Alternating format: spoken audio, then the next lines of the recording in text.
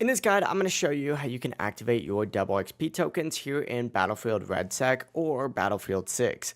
Before we do dive into this guide, make sure to like the video and subscribe to the channel with all notifications on. It really does help the channel and lets us know that you want more content like this. We'd greatly appreciate it, and if at any point throughout this guide you do have any questions, just ask them down in the comment section below, and we can help you out further. I'm going to be doing my best to reply to every single comment down there. Now, what I recommend doing if you want to get the most out of your double XP is activating it in game itself. And I'm going to show you the best time to do that and how to do it as well. And that's actually going to be on this screen right here. After you choose your class, go ahead and hit the options button on your controller to open up a page that looks like this. And then press the left trigger or left mouse button if you're on PC to open up your XP boosters and modifiers section, where you can see your career XP, your battle pass XP, and any other active modifiers. Simply choose one that you're trying to activate and select it, and that token will start a countdown timer immediately. So just activate it right before or at the exact start of a game to maximize that boost. Durations can vary from 15 to 60 minutes, so select that token and you're good to go.